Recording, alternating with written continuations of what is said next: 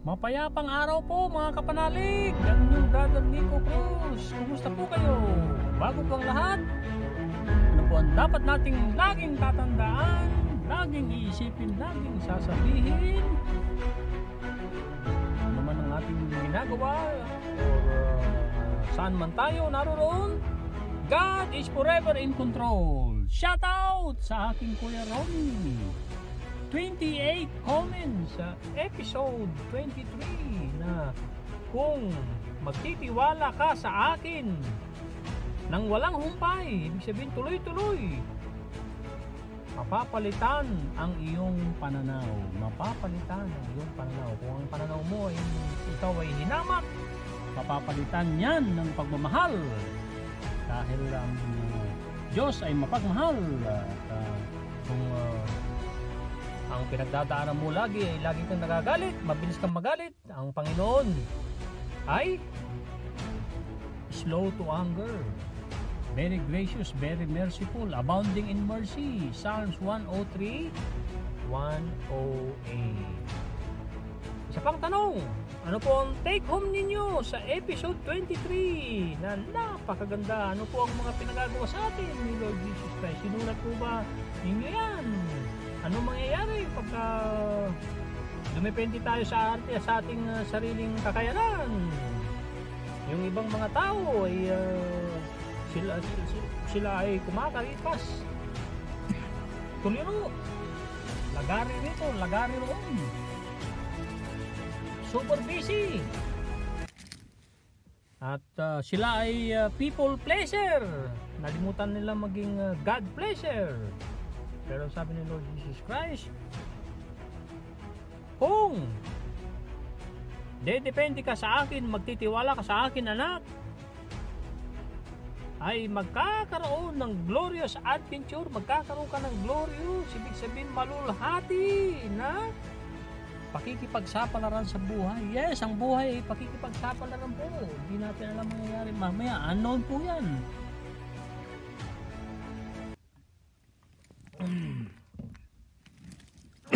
Excuse me po, uminom sandali at medyo makati ang ating lalamunan, pero I'm okay. At sila ay mga iskori, mga kumakaripas. Ang kanilang mga pangyayari sa buhay ay hindi po coincidence yan, hindi po nataon yan. Lalo na kung isesentro mo ang iyong isipan, ang iyong buhay kay Lord Jesus Christ, dahil siya lamang talaga ang hindi mawawala. Kung ang mga plano mo ay gagawin mong pansamantala lamang, isipin mo pansamantala lang ang plano mo, tamang magplano. Kasi pag hindi nagplano, ay nagplano kang mabigo. If you fail to plan, alam na ni Kuya Romy ito, you plan to fail. Kaya kailangan magplano, pero dapat alam mo rin na ang plano mo ay mas mayroon pang the best na plano na hindi mo nakita. Plans to prosper you, not to harm you, just to give you hope and future. Sabi sa Jeremiah 29:11. Kaya sabi ni Lord Jesus Christ, kung makikipag-ugnayan ka lagi sa akin ng walang humpay, kung makikipag-collaborate ka sa akin, makikipagtalastasan ka sa akin through meditation, hinahanap mo ko lagi, lalong-lalo ng pagising mo ako ang iniisip mo, matutulog ka ay ako ang kaniig mo, ay lagi akong mananahan sa iyo ng gagabayan kita. At ang mga superior na mga bagay na inaasam mo ay mangyayari yan. At kasama ako sa adventure ng iyong buhay, sa pakikipagsapalaran mo sa buhay. At ikaw ay itinalaga ko, consecrated. Yung consecrated weakness mo na naitalaga dyan, ay kung isasubmit mo sa akin yan, yan ang magiging lakas mo. So that's it, ang ating episode 23 na quick review. Hopefully talagang nanood sa atin. Ang gusto kong unang ibahagi sa inyo ang Mangangaral Tagalog. Ito po ay Kapitulo 3, versikulo 1 hanggang 8. Ito po mga kapanalig. Ang lahat sa mundong ito ay may kanya-kanyang panahon, may kanya-kanyang oras. Ang panahon ng pagsilang at panahon ng pagkamatay. Ang panahon ng pagtatanim at panahon ng pagbunot ng tanim. Ang panahon ng pagpatay at panahon ng pagpapagaling. Ang panahon ng pag-iba at panahon ng pagpapatayo. Ang panahon ng pagluha at panahon ng pagtawa. Ang panahon ng pagluluksa at panahon ng pagdiriwang. Ang panahon ng pagkakalat ng mga bato at panahon ng pagtitipon sa mga ito. Ang panahon ng pagyakap at panahon ng paglalayo. Ang panahon ng paghahanap at panahon ng pagkawala niyon. Ang panahon ng pag-iingat sa isang bagay at panahon ng pagtatapon. Ang panahon ng pagpunit at panahon ng pagtahi. Ang panahon ng pagtahimik at panahon ng pagsasalita. Ang panahon ng pagmamahal at panahon ng pagkapuot. At ang panahon ng digmaan at panahon ng kapayapaan. Napakagandang mangangaral po yan. May pwede natin i-google yan ng Tagalog para manood ang kawikaan. At yung mangangaral ay dudunong po tayo dyan mga kapanalig. Sikapin natin magkaroon ng oras, isingit natin ang mga yan. Tayo ay lalago po. Yes, tayo po ay lalago. And then ito po ang nakuha kong share ni Sister Cecil. Ito po ang September. Supposed to be nasimulan kahapon ito. September. SEPTEMBER. Acronym ay ito po ang napakaganda. S. Seek God first. E. Embrace God's promises. P. Praise God always. T. Thank God always. E. Encourage one another. M. Make time for God. B. Be humble and be grateful. E. Equip yourself with the Word of God. And R. Remain faithful, tapat to Him. See? Sino po ang sinasabing to Him? Kay Lord Jesus Christ. Amen. Napakaganda pong pagnilay-nilayan po natin yan. At ang share ng anak kong si Patrick, manugang ko, na siya po ang nag-e-exert araw-araw ng super effort para download itong YouTube daily podcast po natin. I-audio clip ko lang and then i-session ko sa kanya by Google Drive or by email. So siya na po, 2 hours ang kanyang ginugugol araw-araw. Kaya talagang pasalamat tayo sa anak kong si Patrick. Asawa siya ni Demi na nasa Pilipinas pa. Kinasal sila nung Mayo at sa grasya ng Panginoon, na-file na yung kanyang application papunta rito sa Canada. So sa grasya ng Panginoon, if God is willing, makakasama din namin siya rito. Ito po ang posting ni Incology. Sinare ng aking anak na nilike ito ni Patrick at ini-screenshot ko kasi maganda. Pwede nating pagnilay-nilayan din. So, 3 best teachers. 3 napakagandang guro. Ang guro number 1 ay heartbreaks. Guro number 2, empty pockets. Guro number 3, failures. So, heartbreaks, number 1. Number 2, empty pockets. Number 3, failure. So, yung heartbreaks, gusto natin susugan yan, talagang nangyayari yan. Lalo na pag number 1 mo, yung iniirog mo. Pagka number 2 lang ang yung Panginoon, number 3, talagang masasaktan ka. Paliwanag yan ni Pastor Ed Lapis. Pinagnilay-nilay niya ang nasusulat sa Lucas. Forgive me, pero di ko natandaan yung specific verse. Pero sabi niya, matagal kong pinagnilay-nilayan na unahin mo ko, sabi ni Lord Jesus Christ yan eh.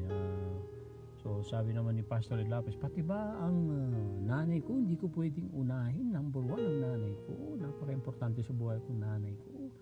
Kailangan bang ikaw lagi ang number 1, Lord? Nung napagnilay-nilayan niya, ay talagang in-embrace niya yung scriptures na yun. Kaya shoutout sa iyo, Pastor Ed Lapis. Napakagaling mong mag-preach at isa ka sa aming tinitingala.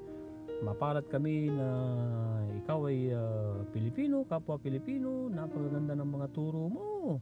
Ini-encourage ko kayo mga kapanalig na sumubaybay kay Pastor Ed Lapis. Mag-focus dun sa mga message niya. Napakagandang magpaliwanag. Talagang gifted si Pastor Ed Lapis sa mga teachings, particular ang teachings ng humility, ng forgiveness, ng loving, ng giving, ng receiving, anumang mga Jesusness teaching. So heartbreaks, talagang na-heartbreaks tayo, nadudurog ang ating puso, lalo na pagka ibinuhos natin ang lahat. Kung ikaw daw ay magulang, sabi ni Pastor Ed Lapis, ibinuhos mo lahat dun sa paborito mo. Kadalasan na yung paborito doesn't deliver. Na ni-expect mong tumanaw ng utang na loob sa'yo, it doesn't deliver that way. Yung panghinamak mong anak, yung pa ang tutulong ng todo sa'yo, magsisilbi sa'yo, mag-aalaga sa'yo. So the best, para malimitahan ng heartbreaks ay dapat talaga balance at dapat si Lord Jesus Christ ang number 1 sa buhay natin. Heartbreaks, malilimitahan yan. Kung patatakbuhin mo ang isip mo, hindi ka patatakbuhin ng isip mo, ng puso mo. Dapat ikaw mismo, ikaw ang kapitan ng iyong kaluluwa at ikaw ay master ng iyong faith. Faith ay hindi yung pangkaraniwang pananampalataya, pananalig, kundi faith, kapalaran, F-A as in apple, T, tango, E, echo. Ikaw ay master ng iyong kapalaran at ikaw ay kapitan ng iyong kaluluwa. So malilimitahan yung heartbreaks kung si Lord Jesus muna ang number 1 mo. Dahil pag number 1 mo si Lord Jesus Christ, hindi siya mawawala, dadamayan ka niya lagi. Nawala ka na sa mundo, kasama mo pa rin siya sa langit kung paihintulutan ka niya, kung bubuksan niya ang langit ng pintuan para sa iyo, kasi walang makakapasok sa Ama kung hindi dadaan sa kanya. Diniklaran niya yan sa 1 chapter 14 verse 6. Sana alam po natin yan at lagi nating isip yan. So para papasukin tayo sa langit, pag tayo tinawag na, dapat ay ang mga ginawa natin dito sa mundo, ang mga ginagawa natin ay dapat ikinasisiya niya. Gusto kanya magtagumpay, pero dapat hindi mo aakuin lamang nagtagumpay ka dahil sa sarili kong kakayanan. Maling-mali po yan. Isa rubbish thoughts, isang kaululan na pag-iisip po yan. And then yung pangalawa, empty pockets. Ang empty pockets, kung ikaw ay nalugi sa negosyo, wala kang trabaho, or pwede rin ang empty pockets ay gastos dito, gastos doon, adik ka sa pagbili dito, pagbili doon, ay empty pockets yan. Pwede mong baguhin, hindi ka dapat manatili dyan na ikaw ay walang laman ng iyong bulsa. Dahil kontrolado mo dapat ang dichotomy of control na turo ng Stoic philosophers tulad nila Epictetus at nila Marcus Aurelius. Dichotomy of control is controlling the controllable. Dapat nakukontrol mo yan. Si Dr. Willie Ong, napakaganda ng kanyang YouTube about dyan sa mga tips niya sa paggastos. Dapat hindi ka nagpapadala sa iyong emosyon. Halimbawa, gusto mong bilhin yung sapatos na yun or bag na yun, Gucci, gusto ko yun, pinag-ipunan ko, at hindi ka mapakali. Dapat pinag-iisipan mo muna ng todo yan. Pag ginastos mo ang pera, wala na. Halos na mga binibili ng mga tao, tayo ay bumababa ang value niyan, pwera lang ang real estate. Pero may panahon din na ang real estate ay bumababa din ng value, pero usually ang real estate ay lalo kung maganda ang location. Pero pinakamagandang investment para hindi ka ma-empty pockets ay investment mo para sa Panginoon. Bili ka ng Bible na binabasa mo, sinasabuhay mo, binabahagi mo. Bumili ka ng mga libro tulad ng libro ni Sarah Young, nila Julie Eckerman Link. Great is thy faithfulness, na Our Daily Bread, Think and Grow Rich, The Miracle of Right Thought, The Morning Miracle Book ni Hal Elrod, mga Dale Carnegie's na books, lalo yung How to Stop Worrying and Start Living, Dale Carnegie po yan. At iba pang mga libro na self-help books, kahit libro ni Bob Proctor, Jim Rohn, John C. Maxwell, lalong-lalo na kung gusto mong ikaw ay maging tunay na leader ni Lord Jesus Christ, leadership guru na si John C. Maxwell, ang kanyang natutunan, itinitribute niya na natutunan niyang leadership sa kanyang tatay na si Melvin, isang pastor, at siyempre, of course, yung leadership na natutunan niya kay Lord Jesus Christ. Pag pinapalakpakan daw siya, we are talking about John C. Maxwell, pagka meron siyang speaking engagement at malalaking crowd ang kanyang mga pinagsasalitan, lalo sa programa ng Amway. At mapalad ako nung 2016 Spring Leadership sa Calgary, Canada. Kasama ko ang aking pamilya at aking mga kaibigan, lalo si Graciano sa si Wally Panghulan, ay sa grupo ni Michael Palmer at Kaya Palmer, na talagang nasaksihan namin na talagang napakaraming dumalo. So pag nagbigay ng palakpak para kay John C. Maxwell bago siya magsimula o pagkatapos niyang mag-speak, mananalita ng mga napakagandang empowering words to achieve your dreams and goals at para maging God pleaser din, ay ibinibigay niya ang gloria sa kanyang Panginoong Hesus. Yes, sabi niya, pag every time na pinapalakpakan ako, binubulong ko sa sarili ko, Lord, kayo po ang pinapalakpakan ng mga tao. Instrumento niyo lang po ako, ginamit niyo lamang ako para ipakilala kayo, para sabihin ang mga kabutihan ninyo. Hindi ko ba napabanggit ang inyong pangalan, pero mga Jesusness teachings ang sinasabi ko. So, empty pockets. Maiiwasan din natin yan kung didisiplinahin natin ating sarili. Hindi yung bil mo kun yan, bil mo kun yun. At bili dito, bili doon. Maiiwasan yan through self-discipline. At the best na mag-i-best ay para sa gawain ng Panginoon. Every penny, every centavo na dinideposito mo ay para yan sa langit. Every time na nagbibigay ka, every time na naisip mo ikaw ay nagtatights, napakagandang pagtatanim po yan. At hindi ka ma-empty pockets. Walang nalugi na nagbigay.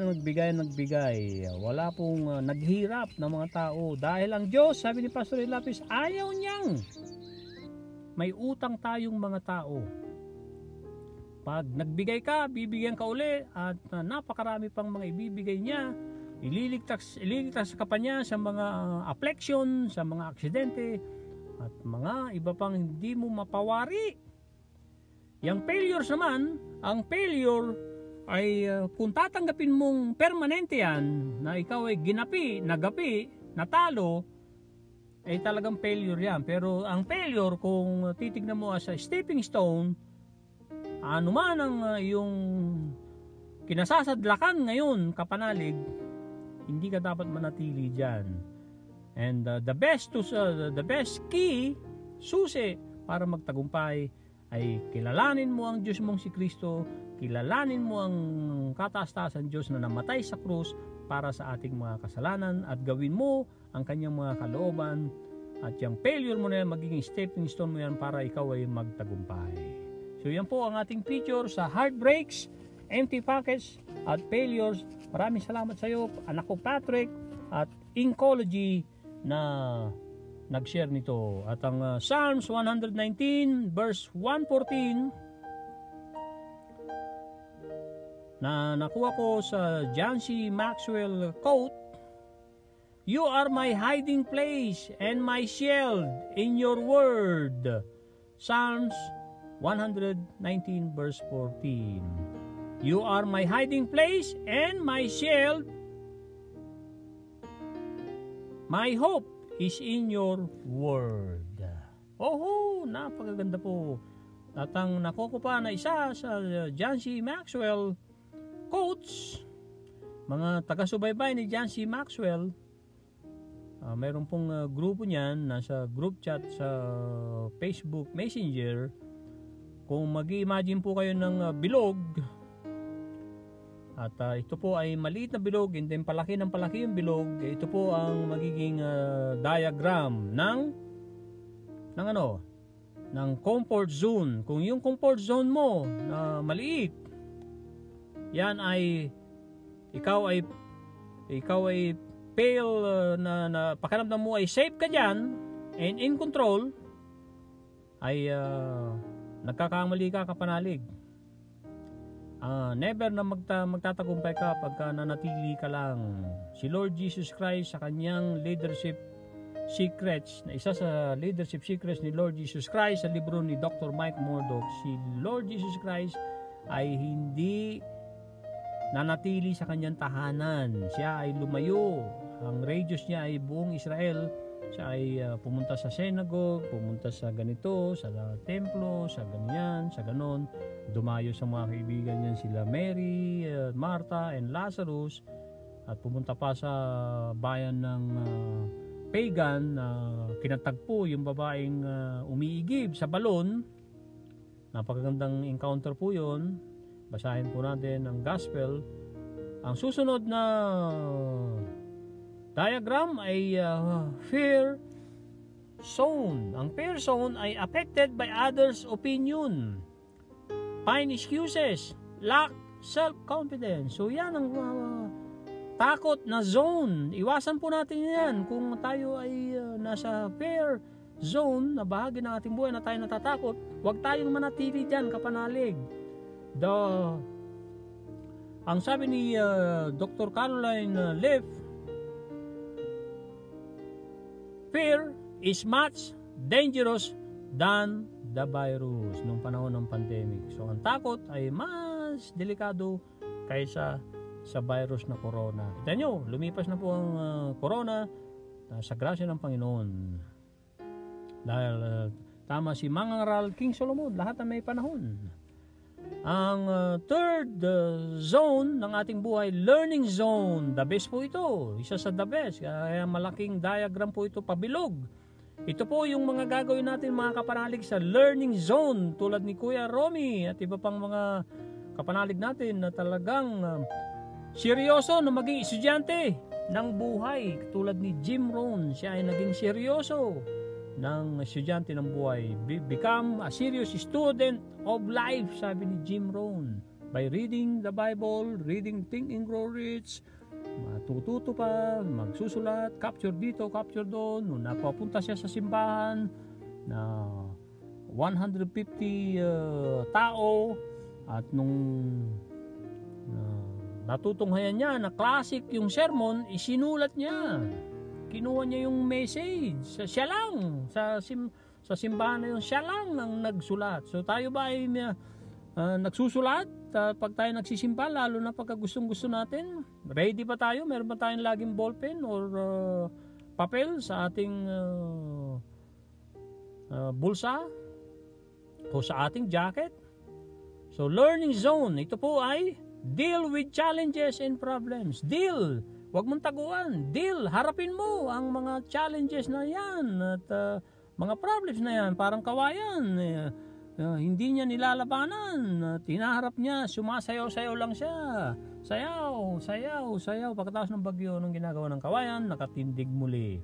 Ang susunod pa, acquire new skills. Kung ikaw ay sabi ng Mangaral, kung ang palakol mo ay talagang dull, mapurol, asahin mo yan kasi buong lakas ang kailangan mo. Mapapagod ka ng todo pagka ang palakol mo na nagsisimba ka ng kahoy ay mapurol. So ang payo ng mangaral ay mas mabuting madunong kaysa mangmang. Dahil ang mga madudunong ay gagawa ng kabutihan, alam nila ang tama at mali. Gagawin lang nila yung tama, iwasan ang mali. Acquire new skills, katulad nitong ginagawa nating podcast, pagbabasa. At the best way to learn is to teach. Pagka natutunan mo, i-share mo yan. Huwag mong soloin. Halimbawa, kumain ka sa isang restaurant na masarap, yung putahe na yun, i-share mo sa... itong restaurant na to, nagluluto sila ng the best ng ganito. I highly recommend. Magbigay ka ng magandang Google review. Umiwas ka ng todo-todo na ikaw ay kahit na nakaranas ka ng masamang serbisyo, masamang produkto, wag kang mag-Google review ng negatibo. Kasi ang Google review ay permanente po, hindi po nabubura hanggat yung binigyan mo ng Google review na negative ay nananatili pa ang kanyang serbisyo at produkto na kumpanya o organisasyon, mananatili yun doon. Ganun din pag positibo, nanatili kang nagtanim ng maganda na ikinalulugdan ng langit, ina-appreciate mo ang buhay, kaya more appreciation ang darating sa iyo. So iwasan mag-Google review ng negatibo. At wag tayo magpadala sa the emotion of revenge, the emotion of anger. Iwasan po natin yan, the emotion of fear. Magdasal tayo o tayo ay magbilang pag tayo galit, tayo ay nakonsume doon sa produktong ating binili. Talagang ang ramdam mo ay para kang niloko. So, pero pwede mong palitan pa rin yan ng the emotion of love, the emotion of hope. Para sa glory ng Panginoon, kayang-kaya mo yan. Acquire new skills. I-practice mong turuan ang iyong pananaw. I-practice mong kontrolin ang iyong emosyon. I-practice mo ang dichotomy of control, which is control the controllable. I-practice mo ang pananatili ng kapayapaan ng iyong isip, kapayapaan ng iyong kalooban. Lahat ng mga puro, lahat ng mga marangal, lahat ng mga kaaya-aya sa Panginoon, yan ay laging gagawin mo at ilalagay mo sa isipan mo, ay magtatagumpay ka at kailangan lagi mo makita ang malaking picture, which is mapasaya mo si Lord Jesus Christ, lumiligaya siya sa ginagawa mo, sinasabi mo, iniisip mo, at tsak na papapasukin kanya sa kanyang kaharian. At magkakaroon ka na ng langit dito sa lupa, which is kaaya-ayang damdamin, kaaya-ayang isipan. And then, extend the comfort zone. Extend mo. Lumabas ka sa comfort zone mo. Lumabas ka dyan. Huwag kang mag-think ng nasa box ka lamang. Think outside of the box. Kapanalig. And then yung growth zone, which is green, ang unang dapat gawin natin ang mga kapanalig ay find purpose. Alamin mo ang yung purpose. May purpose ang Panginoon kung bakit ka nilagay dito. Ano man ang yang kinasasadlakan mo, kapanalig, hindi importante yan. Ang importante yung gagawin mo sa nangyari. Kung nalugi ka ngayon, hindi importante yan. Ang mas mahalaga kung anong gagawin mo para hindi ka na malugi, para magtagumpay ka. And then mamuhay ka, ipamuhay mo ang iyong dreams. At mag-set ka ng new goals. Alam nyo ba, mga kapanalig, sabi ni Zig Ziglar, ang mga Hapon sa Japan, grabe silang mag-set ng goals.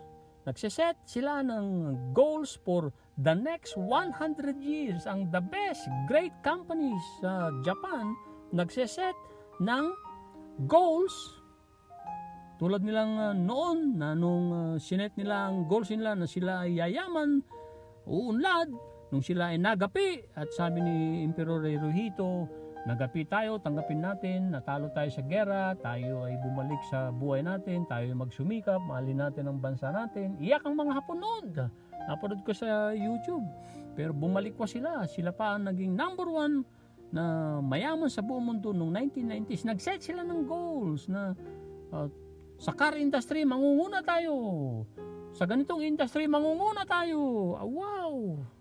At siyempre, alam nila, pag nag-set ang goals ng mga leader doon ng 100 years, alam nila, hindi na nila makikita yung sumusunod sa kanila. Pero nakaset doon kung sino ang mga susunod na mamumuno, magpapatuloy ng mga goals na yon. And then, realize your aspirations. Ma-realize mo, kapanalig, na nilagay ka ng kataas-taasan Diyos, na anak ka ng kataas-taasan Diyos, na may purpose siya sa iyo. At ang purpose niya sa iyo ay lagi yung sinasabi ni Lord Jesus Christ sa libro ni Sarah Young, ay manatili ka sa presensya ko, anak. At gusto ko palawigin mo ang mga salita ko. Gusto ko maging masunurin ka. Gusto ko manatili ka sa akin. Gusto ko na ikaw ay tumanggap ng mga biyaya ko. Gusto kong mag-reproduce ka ng mga disipulo tulad ng ginawa ng 12 disipulo, pati si Apostol San Pablo na talagang nag-turn around ng 180 degrees from malupit na pariseo into Jesusness. At nung natapos na ang laban, sinuko niya ng todo-todo ang kanyang ulo sa mga Romano at ibinigay niya ang kanyang buhay kay Kristo. Ito na po ang episode 24. Episode 24 po tayo, mga kapanalig. Ilagay ko isip ko sa iyong isip. Ilalagay ko ang isip ko sa iyong isip. Ang title po ng napakagandang episode na episode 24. Tinitingnan ko lang ating orasan para talagang ma-monitor ko na hindi ako lalagpas. Kasi pagka lumagpas ng 50 minutes, hindi na basta-basta si-send sa email, kailangan ko pa i-save sa Google Drive. So, ito na po ang napakagandang episode 24. Babasahin po natin nasa Psalms 46 verse 10. It says, "Be still and know that I am God. I will be exalted among the nations.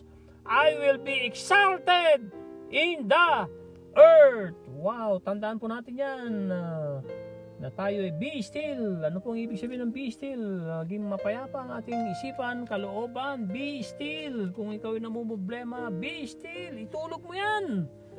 Itulog mo yung problema na yan. Ikain mo. Ipahinga mo dahil pagod ka na, kapanalig.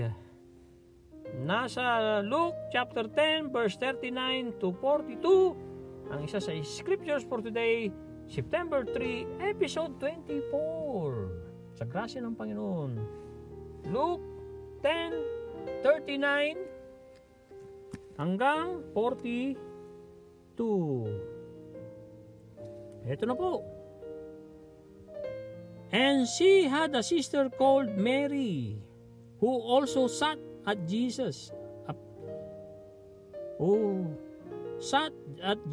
feet and heard his word.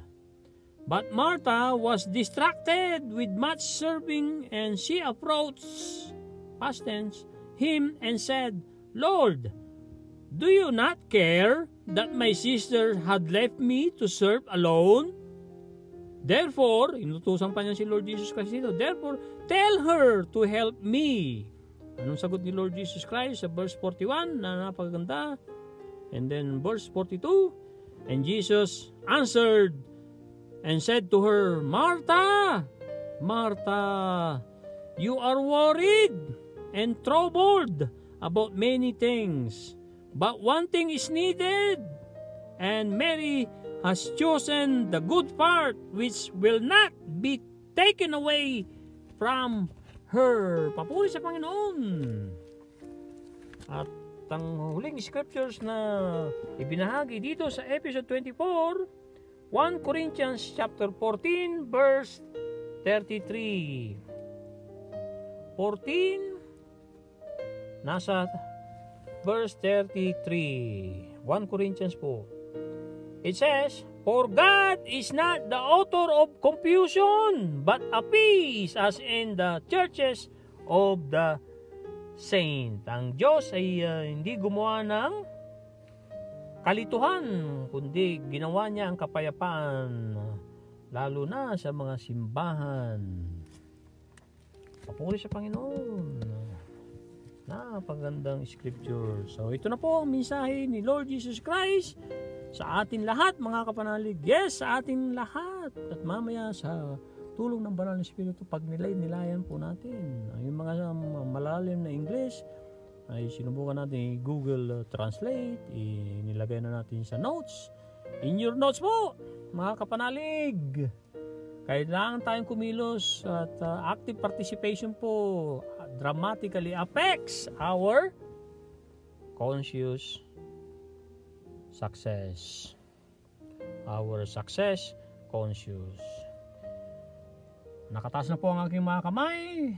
Salamat po kung susunod po kayo. Pinikit ko na po ang mata. Ito na po ang dasal ng Holy Spirit bago natin simulan ang episode 24. Holy Spirit, I accept your invitation to love your words, to embrace your words, and to walk in total obedience to your words. In Jesus' name, Amen. Amen. Para sa Panginoon na palakpak. Para sa Panginoon. Para sa inyo po yung palakpak na yan, Panginoong Isus. Malapat po kayong palakpakan lagi. Malapat po kayong sambahin lagi. Ang napakagandang dasal na sinare ni Bishop Broderick Pabilio. I love you so much, Lord Jesus. Teach me, turuan mo ko na mahalin pa kita ng todo. Teach me to love you more. Wow, what a prayer. Sinare ni Bishop Broderick Pabilio sa kanyang First Things First kahapon, September 2. Nasa TV Maria platforms. Lalo na kung gusto nyong lumago ng espiritual, lalo tayong mga Katoliko, huwag tayong umasa lang sa mga kaparian po natin, sa mga simba natin. Tayo magsumikap, lumagong, magbasa ng Bible, makinig ng mga TV platforms na about Jesus Christ. Yes, about Jesus Christ. At iwasan natin yung mga chismis ng mga ibang mga nagpapublish ng mga chismis. Wala po tayong mararating. Ayaw ng Panginoon na i-chismis natin ang kapwa natin dahil anak niya yan. Kung sinisiraan mo ang anak ng Diyos, dahil anak ka rin ng Diyos at nananaan sa iyo, ikaw rin ang masisira, kapanalig. So, huwag tayong mainggit. Iwasan po natin ang inggit. Yan ay gawain ng dyablo. Ang paninisimis at pagkainggit ay gawain ng dyablo po yan. Hindi gawain ng ating Panginoong Hesus. Okay? Basta tandaan natin, ang dyablo ay dumating para tayo ay patayin at para tayo'y sirain. Pero si Lord Jesus Christ, dumating siya para gumaan ang ating buhay. Ang anuman ang ating mabigat na dinadala, bubuhatin niya sa ating pakikipag-participate na sumuong sa bagyo ng buhay, na ibigay ang kredito sa ating Panginoong Hesus. Ito na po ang napakagandang mensahe sa iyo at sa ating lahat. Let the dew of my presence, dew ay hamog, refresh, sariwain your mind and heart. So many things by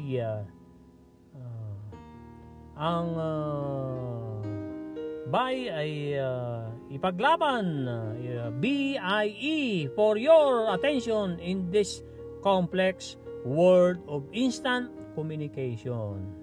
The world, the mundo, has changed. Past tense, nagbago na enormously since I first gave the command to be still and know that I am God. Sa Salmo 46:10. So you see, guys, Nasa scriptures po ang sinulat ng libro ni Sarah Young na mensahe ni Lord Jesus Christ para sa atin lahat. Araw-araw po dahil 365 po na days po ito. However, this timeless truth is essential. Mahalaga. Essential is mahalaga for well-being. Well-being is kagalingan of your soul, well-being of your soul, kaluluwa, and do refresh grass and flowers during the stillness of the night. So my presence revitalize po, which is muling pasiglahin, revitalizing you as you sit quietly with me. A refreshed, revitalized mind is able to sort out what is important and what is not. In its natural condition, your mind easily gets stuck on trivial matters. Ang ibig sabihin po ng trivial ay walang kwenta. Walang kwentang usapin, trivial matters like the spinning wheels of a car, trap, naipit, nabalahaw, sa putik, trap in a mud. The cogs of your brain, cogs ay parang granahe po yan. The cogs of your brain spin impotently. Impotent, ang ibig sabihin po ng impotently. When you focus on tribal things, as soon as you start communicating with me about the matter, your thoughts gain.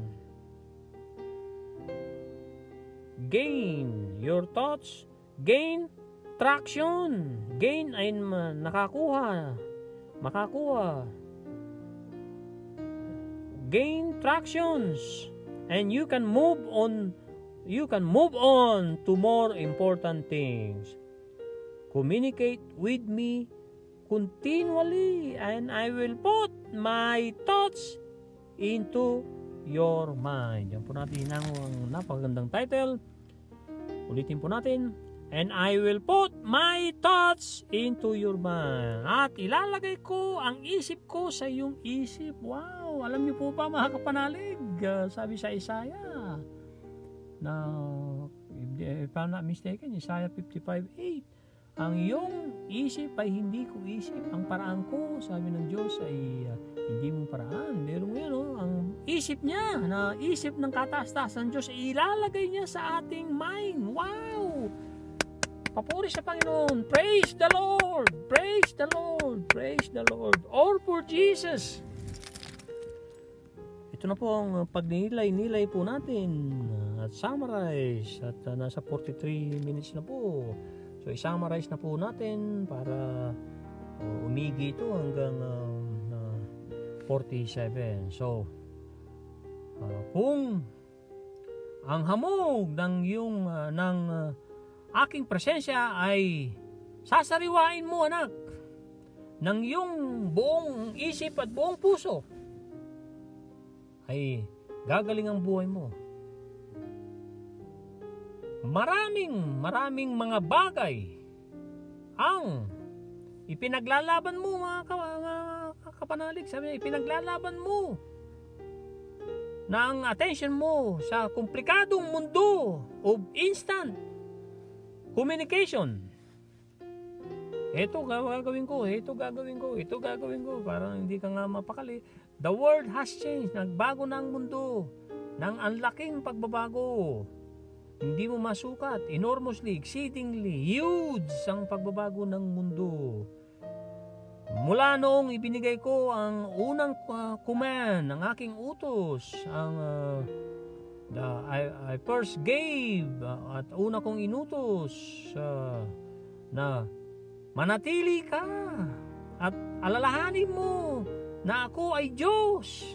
Anong ibig sabihin ni Lord Jesus Christ dyan? Na ako ay Diyos, ako ay kayang gawin ang mga hindi mo kayang gawin. Kayang gumawa ng daan sa wilderness, kagubatan, gumawa ng mga ilog sa disyerto at mga iba pa. Ang mas mahalaga ay yung manatili ka sa akin at yung kaluluwa na parang ang mga damo na nagkakahamog ay nananariwa ang mga damo dahil sa hamog at mga damo at mga bulaklak during sa kalagitnaan ng pagkatahimik ng gabi. So ang aking presensya ay revitalize ay muling pasisiglahin ang iyong buhay sa pamamagitan ng pag-upo mo ng tahimik kasama ko, anak. Ang refresh and revitalize mind, sabi rito, ang sariwa at revitalize mind ay